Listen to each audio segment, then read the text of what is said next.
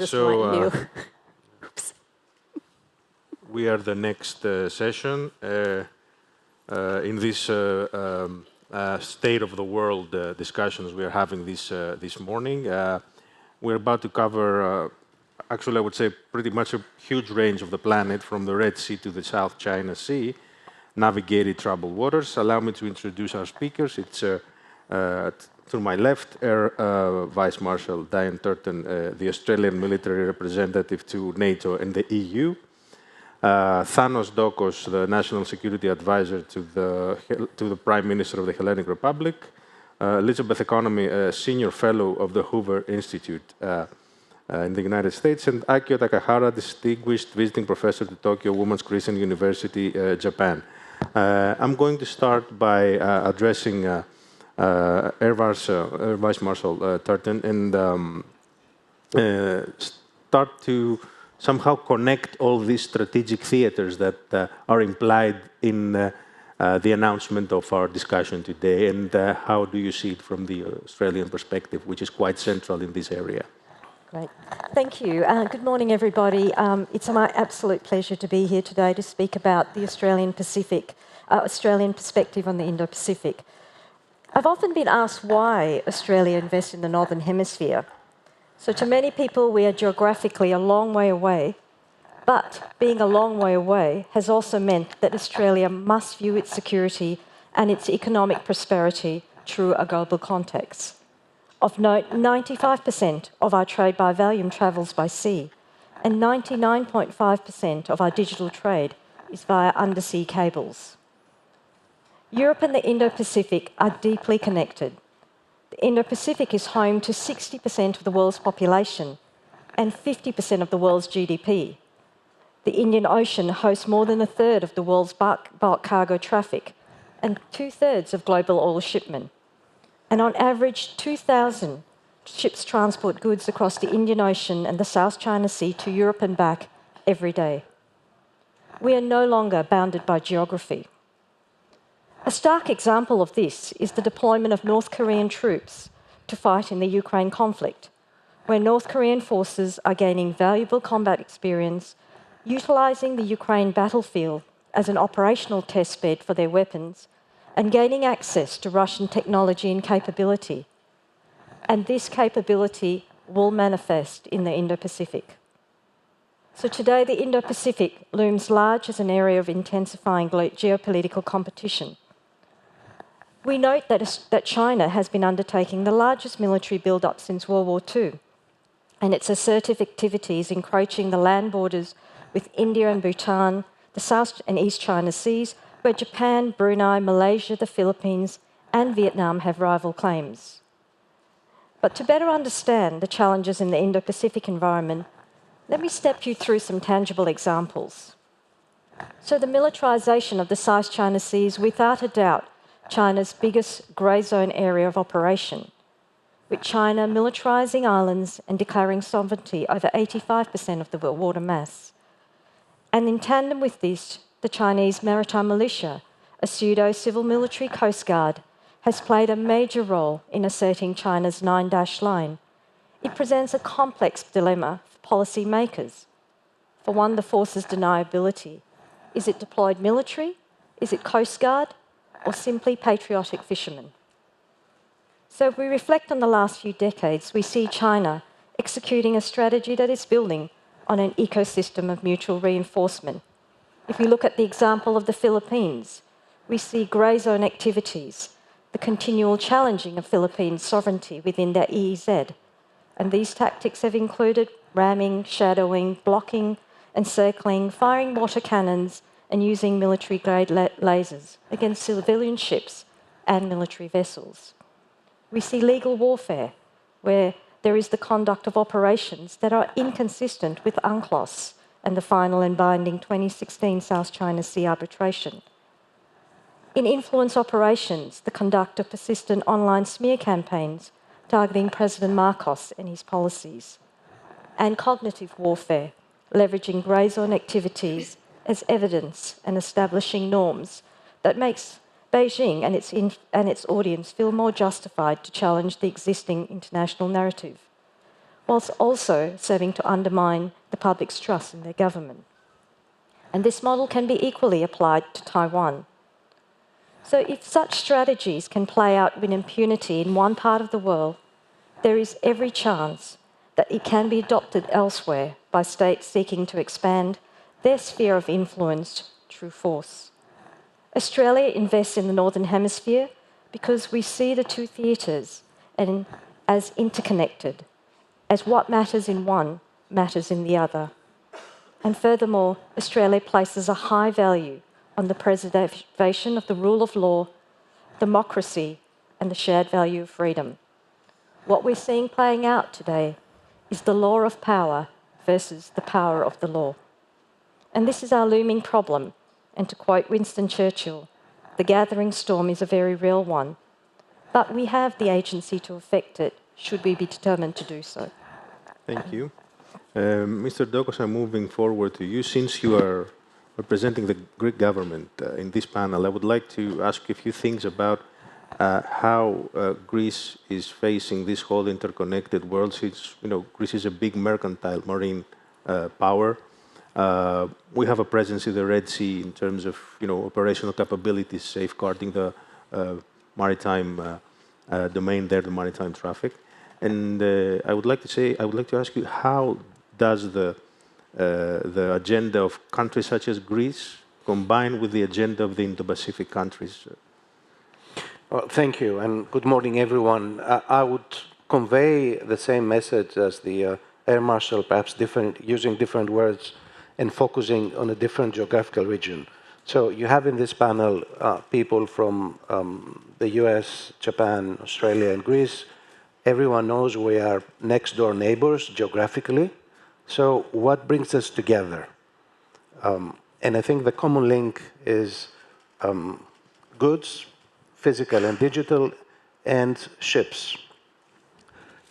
We may all agree with varying degrees of conviction and enthusiasm that globalization is out of fashion, and now we talk about glocalization, about not the cheapest but the most secure supply chain. But at the end of the day, all those waterways are the veins and arteries of global economy, and global prosperity depends on having open and secure sea lines of communication. What is the threat? Well, unfortunately, there's a list of them. You can have accidents like the big container ship that ran aground in the Suez Canal a few years ago. You can have non-state actors acting as proxies like the Houthis do in the Red Sea, or worst case scenario, you can have states trying to close or threatening to close, let's say, the Hormuz Straits, or even worse, in East Asia, things can get quite complicated in the event of a major crisis. And God forbid we didn't have any acts of terrorism in the maritime domain so far, but never say never. It could happen. What are the possible solutions? First of all, states, what states can do to safeguard maritime security. You mentioned the Red Sea and what Greece is doing along with European partners. So Greece is part of the EU Aspides operation. We are working together with France and Italy to safeguard maritime security in the Red Sea. Obviously, this is important for Europe in general, but also for Greece, being the country with the largest shipping marine fleet in the world. And you have other examples of so-called coalitions of the willing. So you have the Quad, AUKUS, I2U2, plus all the network of trilateral or tripartite partnerships that Greece has built over the last 10, 15 years in the Mediterranean and the Gulf region. Working with countries like Cyprus, Israel, Egypt, UAE, Saudi Arabia, and lately also with Egypt. So this is one possible reaction. And course, we need to explore strengthening or making those relationships more permanent. The second is diversifying our supply routes, not relying on a single one, having as many complementary options as possible. And the idea have all been discussing over the past few years is IMEC, connecting India, the Middle East, and Europe. And this is an economic corridor. But I would suggest that maybe we need to start thinking about a security corridor complementing this, because there are multiple threats and malign influences.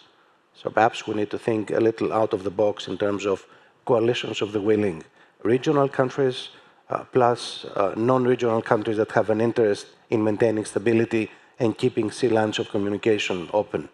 And of course, the sky's the limit.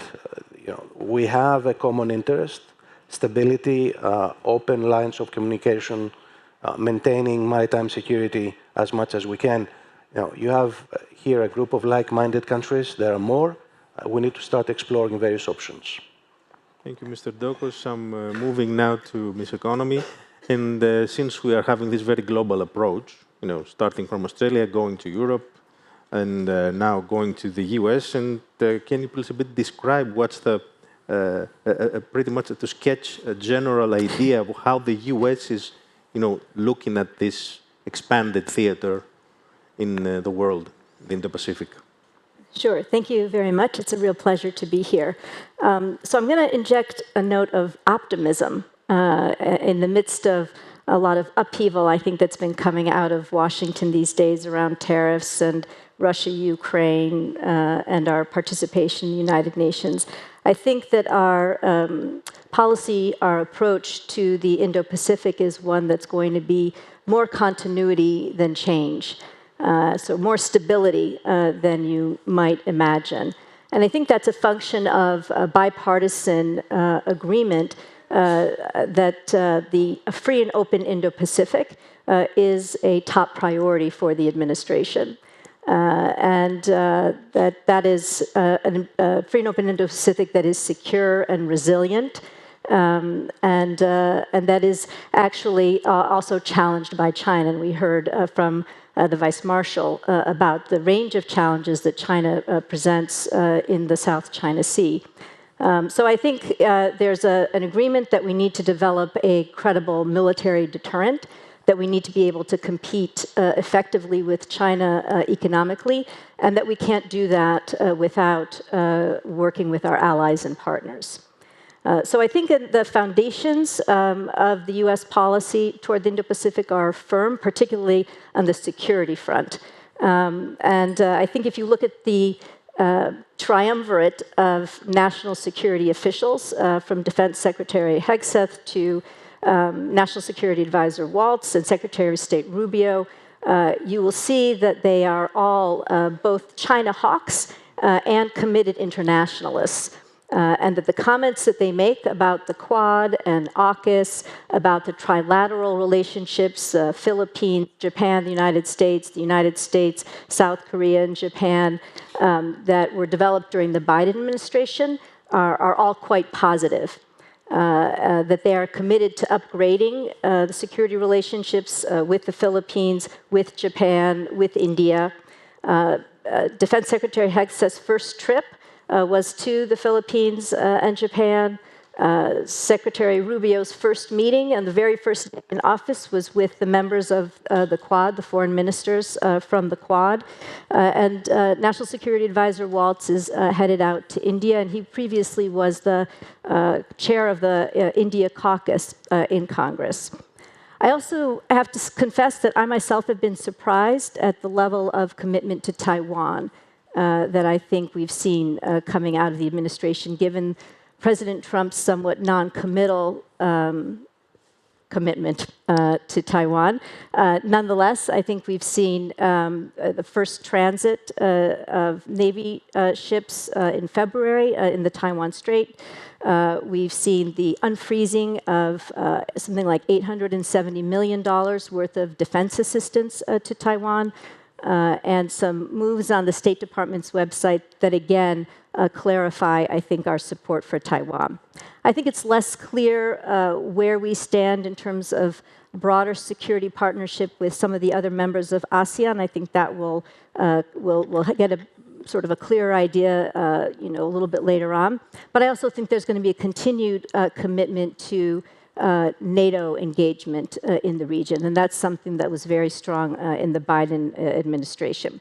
So what will change, just quickly, I think the way that the United States engages in the region economically is less certain. I don't think that the Indo-Pacific Economic Framework will be sustained. I might be pleasantly surprised, but this is something that President Trump said that he thought was not needed during the campaign, and so I imagine that that won't be sustained. I think there's a little bit of maybe a muddled sense of how burden sharing might progress or how it might be defined among the United States and its allies. President Trump had a call with the president of South Korea, and where he discussed sort of a full range of issues from South Korea doing more to increase its defense spending, to buying more LNG from the United States, to shipbuilding, to investing in the Alaska pipeline. He called it one-stop shopping. And so I think many allies may find themselves on the receiving end of a kind of let's make a deal approach to combining economics and security relationship. I also think the Biden administration focus on friendshoring, in addition to reshoring, will perhaps not be as strong. And I think there will be more reshoring than friendshoring in the Trump administration. And then finally, I think the wild card in all of this is China. And I was able to listen in. My delayed, so I was late coming to the forum, but canceled because of the strike. But I was able to listen into the China panels from 2 days ago, and I thought they were very positive about the role that China might play as a stabilizing force, especially given what was going on with the U.S. But it's not clear to me that we've seen, even when China has been on its charm offensives, or so-called charm offensives, that it actually pulls back or in any way retrenches from its very assertive military posture in the region. And so I'm less certain that China is going to be able to capitalize fully on this moment. But anyway, I'll be interested to hear what Akio has to say, because I know he's going to talk about China. Thank you. Thank you. And I'm moving forward to Mr. Takahara. And since, the elephant in the room here, the wild card, as they said, is, China. And the main challenges, both in the Pacific, are centered in the maritime domain. We see that China, during the years of Xi Jinping, is trying to expand its capabilities. And how this could possibly affect the developments around the situation in the Straits of Taiwan. Well, first of all, let me thank the forum organizers and the Japanese Embassy and JTI for realizing my attendance at this renowned forum. I was wondering what to talk about after listening to the three panelists of mine. And one thing is certainly China. If I start there, there was an internal speech that Xi Jinping made in May 2017 when he addressed high-ranking naval officers. And there he said, China has already made a strategic decision to become a true world power, and a true world power is one that is both a land power and a sea power. We are a land power, but we are not a sea power yet. So we have to build our navy, and we have to go out into the ocean. So this is a very, how do you call it, outward going. It's not naval building is not for defense, but it's to project their power all over the world. And we should be concerned about that. And we heard a lot of the concrete incidents that have been happening in the East China Sea and the South China Sea. And they are certainly very concerned, as we are, about the sea lines of communications through the Pacific and the Indian Ocean. In the Indian Ocean in particular, they have been very worried about that. So we should be aware of that. And another thing I wanted to add is, when the late Prime Minister Abe came up with this concept of the free and open Indo-Pacific, what did he mean? Why Indo-Pacific? It's about the confluence of the two oceans, the Indian Ocean and the Pacific Ocean. Why? The confluence why is it significant? It's because it connects the two most promising growth centers of the world of today and tomorrow, which are Asia and Africa. That's why Abe-san, he announced this idea of a free and open Indo-Pacific in Kenya when the TICAD, the Tokyo International Conference on African Development, was held in Nairobi. So we all understand, the stability and prosperity of the Indo-Pacific is important not only for the countries in the region, but for countries beyond, including Europe, of course. That's why it's so important to maintain, preserve the stability and the prosperity of the region. And for that, we need rule of law, we need freedom of navigation, we need free trade. So we should all be together in promoting those values and implementing whatever is needed to maintain the stability and prosperity of the region and beyond. Thank you. Vice Marshal Turton, of course, unless you also want to add something to Mr. Takahara said, I would also like to, add a further question of mine, is if you believe that Australia could add to its capabilities something that would connect Australia with the European Union. You have the AUKUS, which has that certain format. But if you believe that Australia can come closer with European countries in the regard of advancing capabilities, making better understanding. You are in Brussels, so you have these discussions on a daily basis, I guess. Yeah. So what I'd say here is Australia has a long history. We were NATO's first operational partner back in 1953, where we operated with NATO partners in Operation Coronet. Since then, we've participated in Afghanistan, we've participated in all the operational missions, and we continue to do so as well in the Middle East. We also see a lot of opportunity in the interoperability piece. Perhaps one of the biggest things that Australia sees as an opportunity in the relationship between the Indo-Pacific and Europe is the bringing together of like-minded nations in our understanding of what we want to see for the future.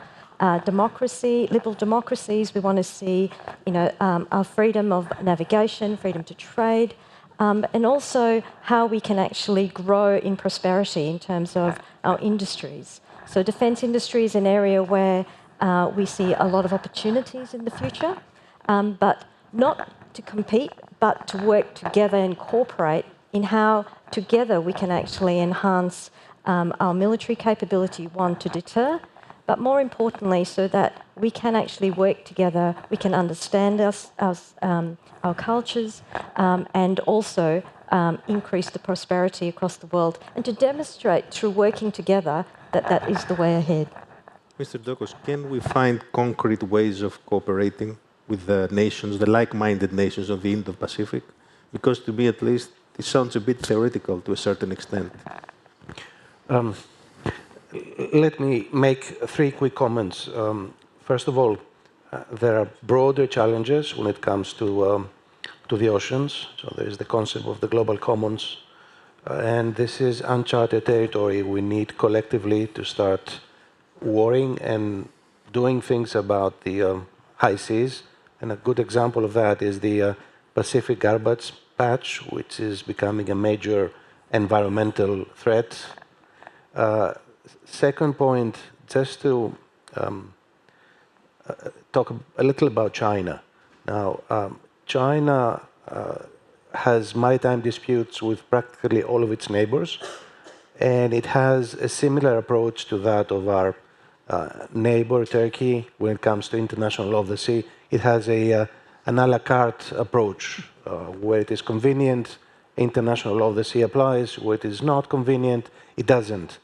But then China is a bit of a frenemy when it comes to maritime security, because in the global scene, we share a common interest, which is keeping lines of communication open. Trade is important for China as well.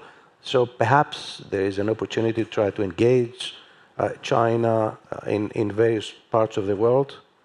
To try to answer your question, I think there are ways to complement each other. But to do that, the EU will have to start thinking geopolitically.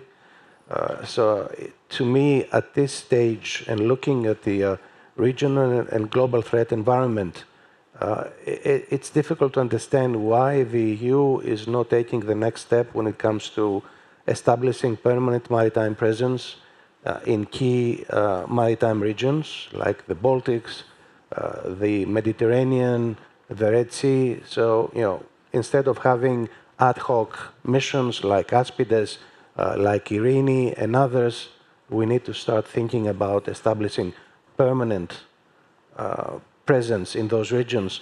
Last point, if I may, coming back to the Houthi challenge.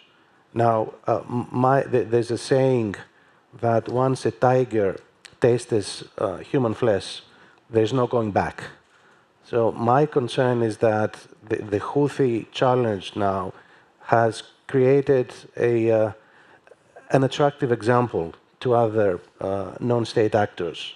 Yes, it's a special case because of its geographic location and because Iran is backing them in various ways. But I think we are vulnerable, especially as the Vice Marshal said about underwater critical infrastructure. So all of us are vulnerable to one degree or the other, and there we have threats from both state and non-state actors. And in this case, Vice Marshal knows that duplication is a bad word in NATO. But when it comes to resilience and critical infrastructure, I think duplication, redundancy is a good thing, and we need to invest more on that. Ms. Economy, now, when we started discussing about this panel, there were no tariffs on Chinese goods from the US government. So I would like to ask you, how all this tariff imposition situation that has been formulated in the last couple of days,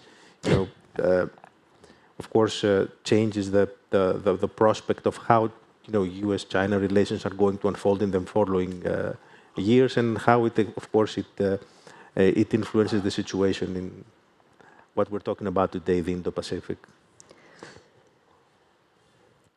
So I think at the outset of the administration, President Trump talked about having some kind of grand bargain with China. And I think there was an idea that, he was looking for, some massive trade deal along the lines that we had in the first Trump administration. Other people thought it might include other kinds of things, even Taiwan, for example. But I think very quickly, as he moved to the idea of the global trade tariffs, I think different forces came into play. And I think what we're seeing now, in many respects, is a return to a Trump administration that has a notion of China in a kind of compete, counter, and contain, rather than as what maybe you would think of as a managed competition approach.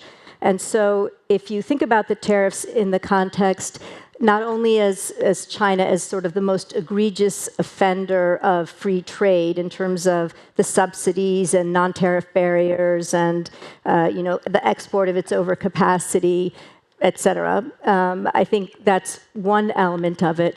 But I also think there's, what I said in the earlier remarks, that China is considered to be the greatest strategic challenger for the United States and destabilizer in the Indo-Pacific region, and that this is part of a broader strategy. The reason that the administration is willing to keep ramping up the tariffs as it pauses on everybody else is perhaps that it's part of a broader strategy to isolate China.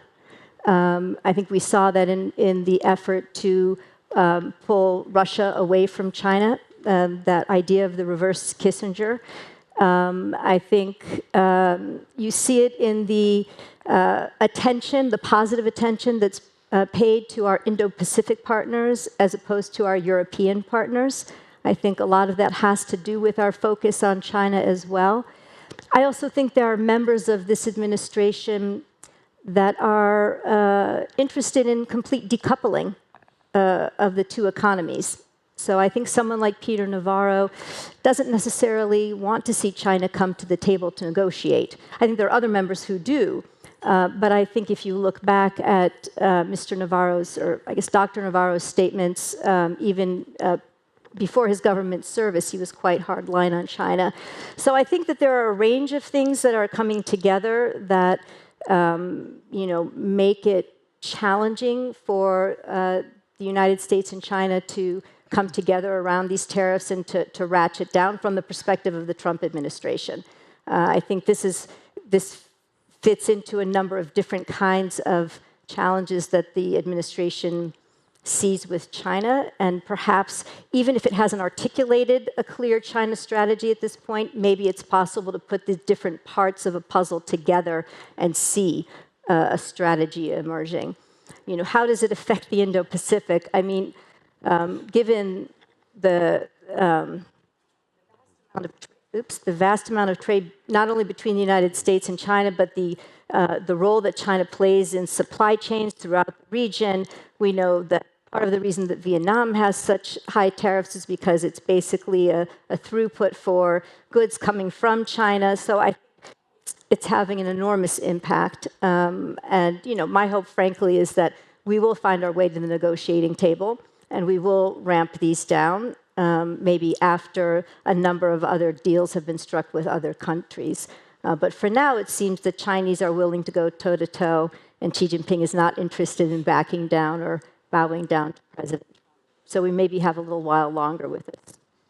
Thank you, Mr. Konomi. On that note, Mr. Takahara, I would say that it's interesting here to touch a little bit upon the relationship between two actually conflicting concepts, which is the Belt and Road, supported by China and by the Chinese, and the free and open Indo-Pacific. And since the whole environment has been affected heavily by the tariffs we just discussed, so can you please elaborate a little bit on how these two correlate? And maybe because I think that we are running out of time, maybe you could also close the discussion. Well, thank you for the question. As was hinted, our relationships with China are very complicated.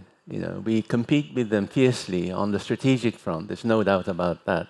But on the economic front, we do a lot of cooperation. And I think that's true with the relationship between FOIP, the Free and Open Indo-Pacific, and the Belt and Road Initiative. We should not demonize the Belt and Road Initiative, but where we can cooperate, we should cooperate. We shouldn't be mesmerized by the concept of the of the Belt and Road Initiative. I liken it to the constellation in the sky. Constellations don't really exist. They are images in our brains.